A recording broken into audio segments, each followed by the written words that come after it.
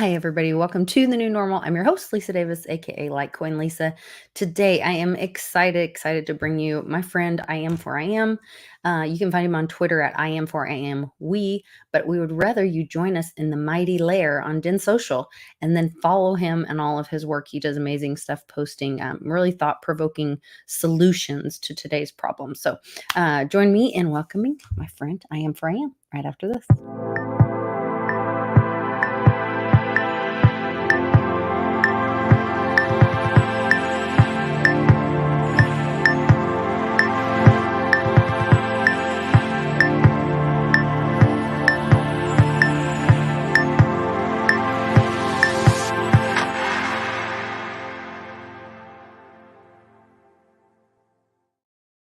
Welcome back. I am. How are you?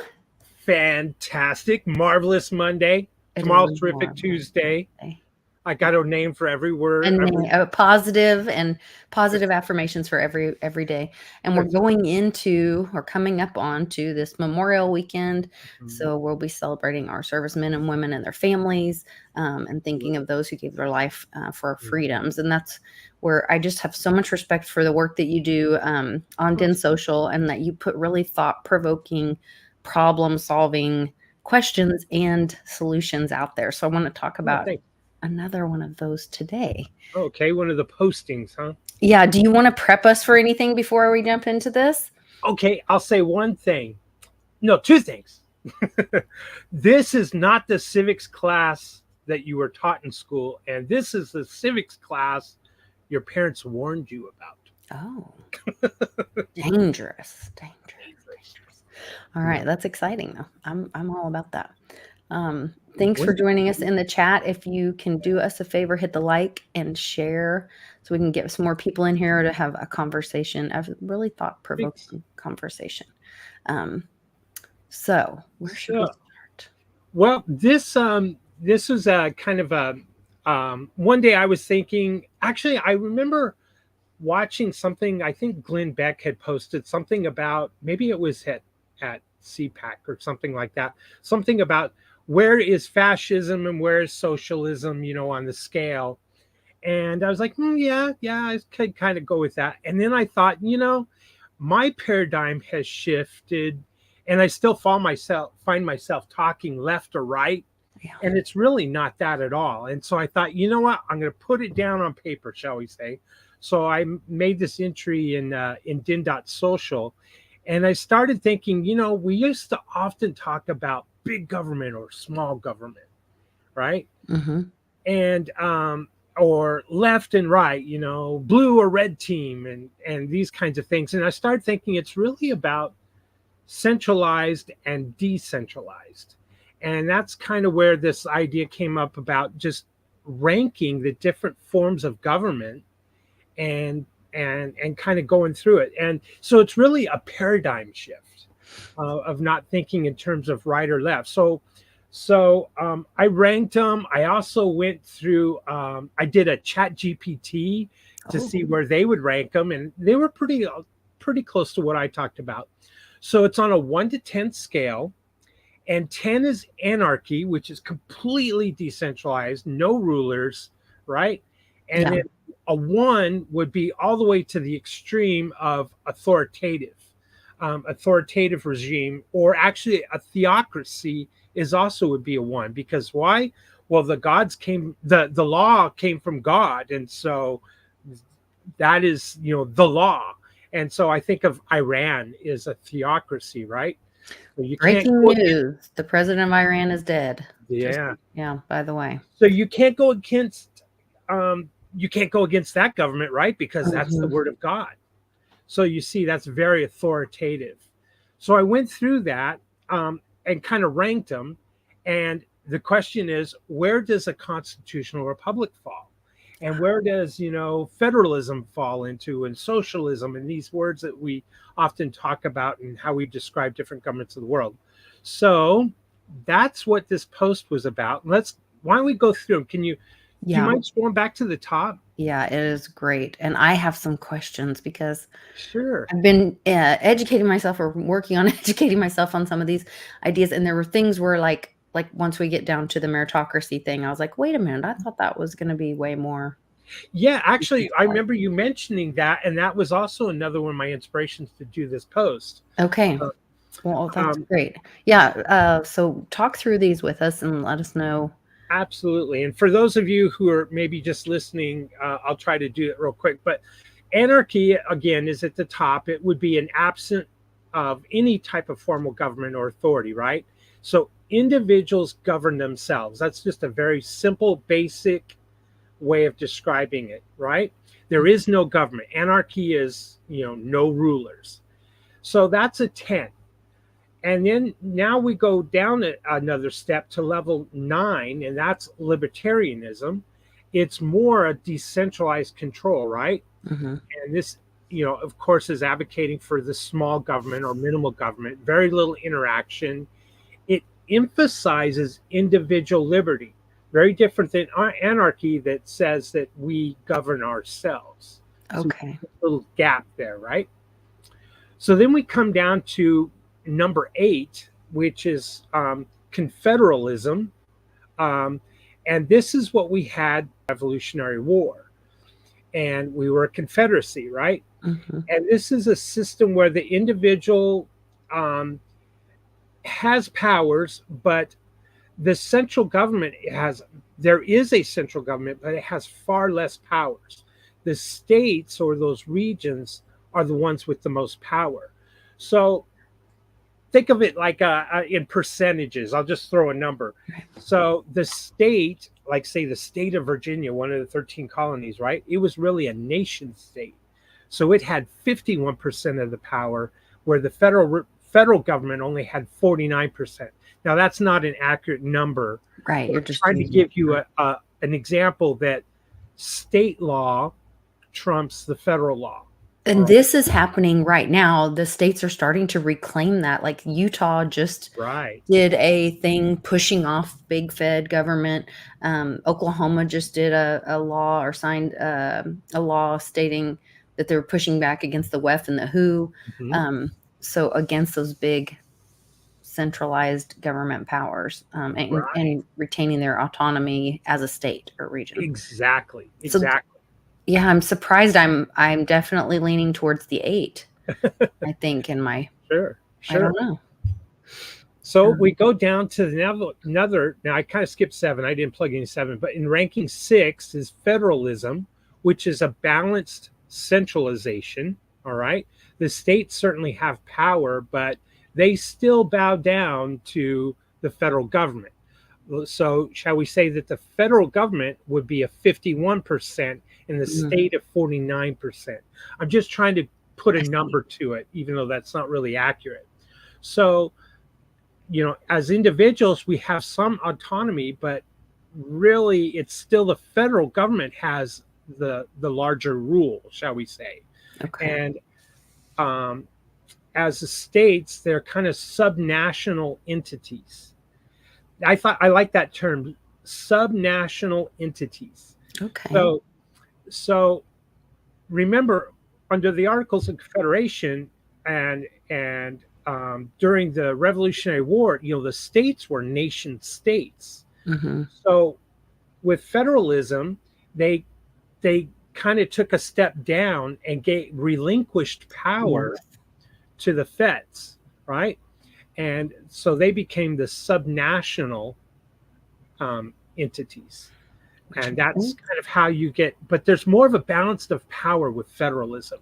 It's very, very close when um, the power is, say, challenged between state and state. The federalist becomes the referee, the federal government becomes the referee. So And that's a number 6 on a ranking of 6. well, and that's what Trump says he's gonna come in and federalize the DC and federalize things. So that's interesting. Yeah, it's an I don't interesting choice of words, right? Yeah, because I don't know that I think that that would be the best thing for America if going by this definition. So then we're right at the middle with ranking number 5. And what do we have?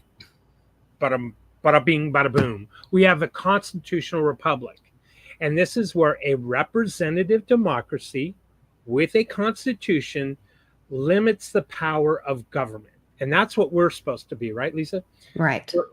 We have representatives that we send off to Washington to represent us, but it's just barely under that federalism.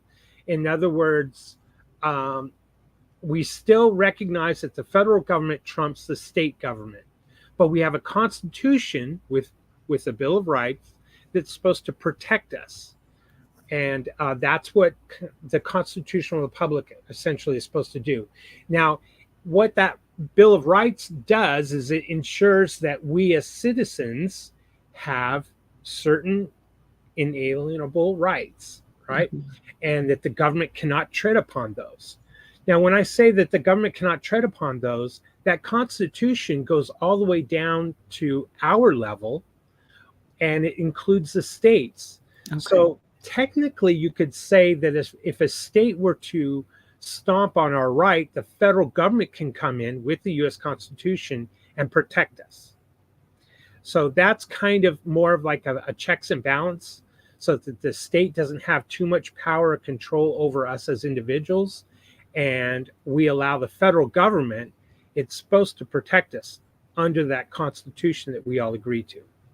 For the And individuals. And this is about individuals. right. But again, we still realize that the state, which was originally a nation state, became subservient to the feds or the federal government and relinquished power over time in history. Mm-hmm. And so remember when we went back to anarchy at the very top, the individual has sovereignty over themselves. But no protections by Right. the Other government. than maybe a social contract that we agree, I'm not going to steal from your well water if you don't steal from mine. Mm-hmm. Um, a non-aggressive principle and these kinds of things can But come. in an anarchy society, if someone were to wrong someone else, it would be up to you to defend or reclaim or make right that wrong, because there would be no court to take them to, or Or could there? We as authority. individuals, even as an anarchy, we can still have contracts with one another, and Okay. in the contract could still spell out the penalties if one of us breaches that contract. It doesn't require a government for us to have a contract between the two of us. But And that where's we, the enforcement well, there? there you go. That is where we often say that society is not ready for anarchists or Ah, anarchy okay. because maybe we haven't we you know we're not. Let me put it another way: love conquers all. Okay. And there's I not like enough love in the world maybe mhm. for anarchy. But see, but then again, I will argue yes there is, because um bad example maybe off the top of my head, a homeowners association, all right, that's an association, it's not a Mhm. government. That's true. And so we can all have different associations and community, so we associate with our community and say, well, you know what, we're not going to steal each other's well water, or Mhm. we recognize property. That's a big part of the property. So if you wanted to maybe list it, the federal government has more control over property than we as individuals, because Right. property rights seem to be getting trampled upon, even Supreme Court rulings. Right. And where anarchy would put property above that, and would probably secure property a little bit better, as Interesting. we as individuals or as a group or collective as an association would fight to maintain those property rights. Right. But anyway, I digress. Yeah. But Sorry. oh no, it's a great question. So the constitutional republic, I'm listing it as a 5. It's right in the middle, a Mhm. balanced, centralized power. So it's balanced. We still recognize the individual, but we also recognize the federal government, right? So it's balanced, and there's supposed to be checks and balances in between. So the feds protect us from state tyranny, and the state is supposed to also fight against tyranny and team up with us as individuals to fight against the federal institutions if they become more tyrannical. How's that? That's great. Yeah. And then we have direct democracy. And this is where it's also supposed to be balanced, centralized, centrally balanced, but we as citizens participate directly in all that whole decision making. Um, so we don't send representatives per se to our federal government or our state. What we have is a direct democracy. Mob rules, I was 51%. gonna say that's so dangerous, Yes, because that's, the classic saying, yeah, that's like asking 2 wolves and a rabbit what's for dinner. right. Um, Absolutely. yeah. So that Doesn't becomes protect the individual, I guess, right. in the Because modern it's lacking in my opinion, and I ranked it still a 5 because it's balanced, but it doesn't have that constitution, right. is what I'm saying, what I'm trying to state here, Okay. in my definition. But it still could have a constitution, and we could still have a direct democracy, right? And then you could protect Rather the than a individual's republic. rights, but still have that direct decision making. That might be a Right. good blend. Yeah. So that would is where I put, again, it's balanced. So it's still a 5. It's right in the middle. And there's good and bad on the direct democracy. In I think the Swiss have much more of a direct democracy, and you can look at them, Okay. as an example of direct democracy. Um, so ranking 4, and this is going to get a little bit more contentious, shall we say, is a moderate centralization, and this includes, as I'm labeling it, socialism and meritocracy. Now, socialism has a wide range of definitions, and some, might, of course, disagree with my definition that I have. And I tried to keep this short and sweet, but Yeah, no, a it's really concise, a article. system where individuals are selected for positions of power and influence based on their abilities is meritocracy, whereas in socialism, it's an economic system, and where means of production are owned and regulated by the community as a whole, or by the state, or region or government. So socialism really has a higher influence of economic matters. And I guess socialism is really closely aligned with economics. I would say, but where it's certainly, I put it as a 4 because it's really more heavily weighted on the federal side, Mhm. right? Yeah, it They look needs a at controller to distribute. true, true. And now let's in this ranking of 1 through 10, I don't want you to think in terms of is this system of government, you know, evil or not evil. Right. Think of each system of government having benevolent, rulers, Okay. or representatives, or whatever in this scenario. So, socialism just weighs and puts a higher degree on central control at the federal level. Socialized medicine is a good Mhm. example of that, right? Um, and so the federal laws and the federal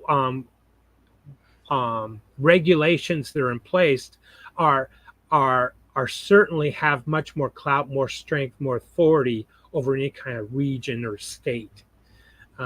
So it's a higher. So maybe remember how we were doing that 51-49. Maybe this is more like a 70-30. All Okay. right.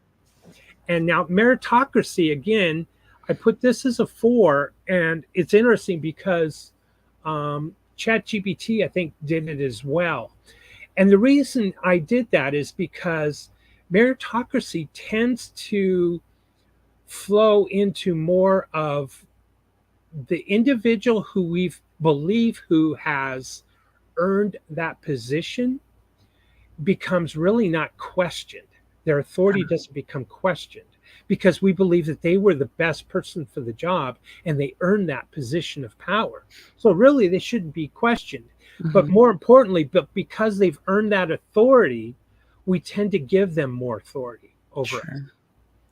and we're less likely to question it.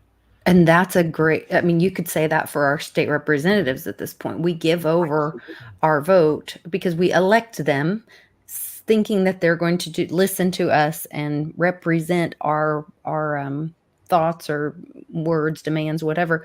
But ultimately, like, they end up just getting more power because we default our individual choice to their representation.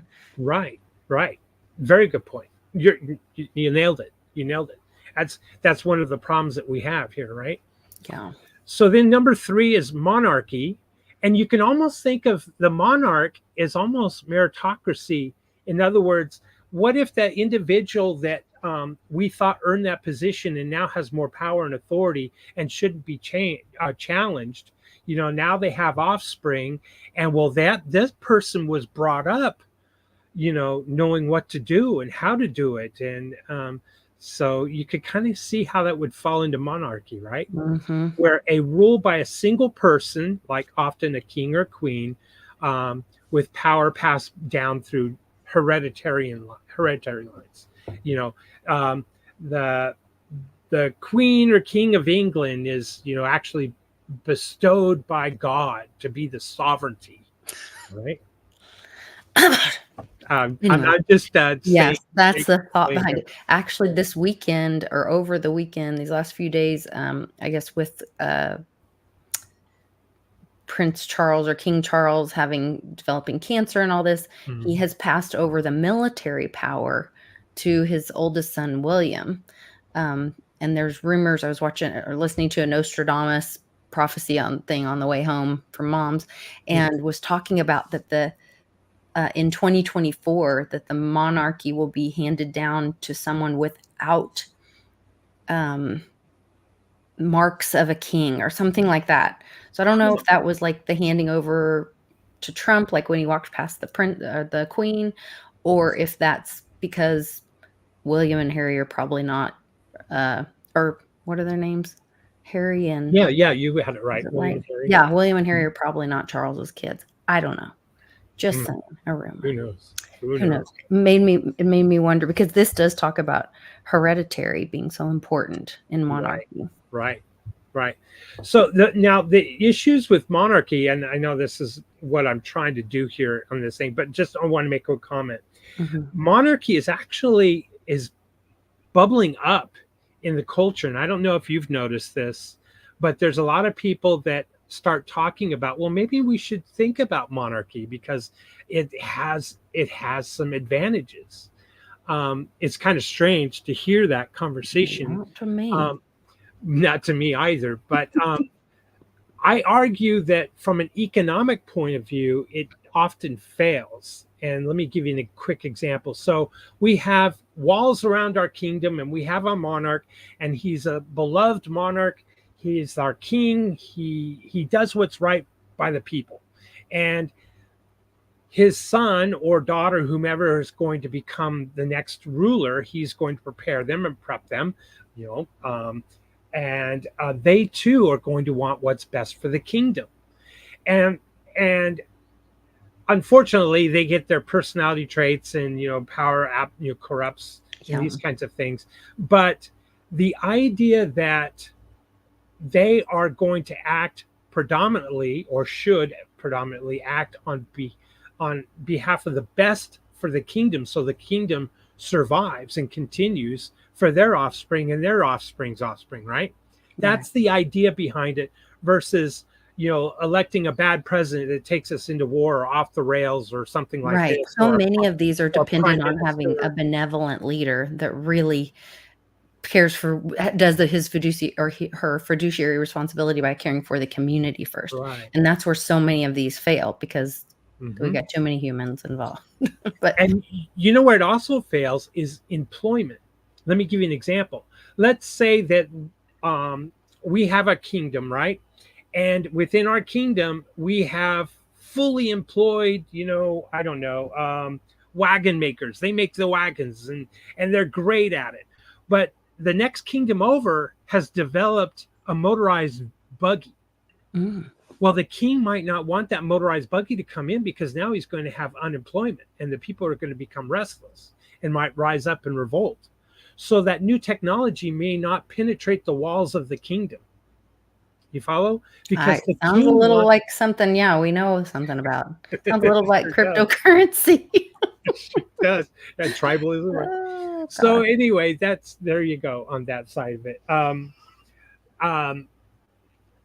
Now then we get into oligarchy, fascism, and communism, which I've ranked that down as a two. More social, more centralized power or control. Maybe call that a 90-10 split or something like that, right? Mhm. Um, uh, And um, the only way this one works is if it's Jesus running it. I'm sorry. But there you go. unless you got communist Jesus, forget it. Right. Not gonna work. But and see, I have fascism here, which again is authoritative nationalistic system. So you see where we have communism right there as well, which is a Mhm. stateless society. It means that productions are collectively owned. Communism is often associated with centralized control, just like fascism. So see, fascism isn't on the right and communism isn't on the left. That's really So interesting. Yeah, you I have to see that. change that paradigm of Mhm. not right and left and that fascism is right. Fascism is just a high central command or control authority at the very top level. That is a great point. That's what you're really trying to get across here is get out of that red blue mindset, get out of that right left. So tell us about ranking number one before we wrap up. There you go. Theocracy or authoritative, the dictator, right? Where all the decisions are made at the top, at the very centralized level, a system where it has a strong central authority. That's what theocracy is, and that's what authoritarianism is. So you have complete, utter 100% control at the top. There really is no regional control. They still answer to the very top. And it's the extreme opposite of anarchy. And so Mhm. that's why we need to think and not think in terms of right or left. And that's so then I just ask, what government regime do you live under? I love Do this you so really much. think do you really think you're a constitutional republic for us Americans? The question is, does your representative really represent you? Right. And do you have any recourse if they don't? Well, that's where I believe in the action of agorism, agorist, Mhm. counter economics. We didn't talk into the why so much. We just went into the definition last week. But if we depend less on centralized control, we start kind of shunning them, then they obviously are going to have less power and influence over us. And so that's all about developing community and trading and interacting, and you know cryptocurrency is perfect for that. Yeah, it really does give you that freedom to opt out of Mhm. this corrupt system. I really appreciate you. I hope we can keep doing more of these. Maybe next week we can do the why on agorism. That'd be good. Just be kind of That a would be good. follow up on this. I And would you poke challenge. holes in it. You poke holes in it, Lisa. Okay, okay. The I'll idea. do my homework and have lots of questions anyway. I always have lots of questions. Thanks so Um, much. Yeah, Appreciate it. thanks. I wanna encourage everybody that's watching this to please take a minute. There's a link in the description to joindin.social. All you need is an email. You can start a brand new email, make up a name, whatever. You are in control of this. But join Din Social, din.social, and go to look in the layers, and there'll be Mighty Layer, and go join it, make a comment. I'm gonna share this post that you did in politics in the Mighty Layer and ask people to make comments on it and Sounds tell me, great. Thank you. what their thoughts are on some of the points. And so we'll kind of go from there and grow our family over there on Mighty Layer on Din Social as well. So All thanks right. again. I appreciate Thank you so you. much. All right. Appreciate everybody out there. Thanks. Yeah, we've got a great crew watching. All right, you guys, you've got some homework to do. Get at it. Don't be right or left. Don't be blue or Red. red. Yeah, I'm like, what was the other Whatever. color? But think for yourself and educate yourself and make those decisions. So There you go. And take vote care. with your wallet. Vote with your wallet.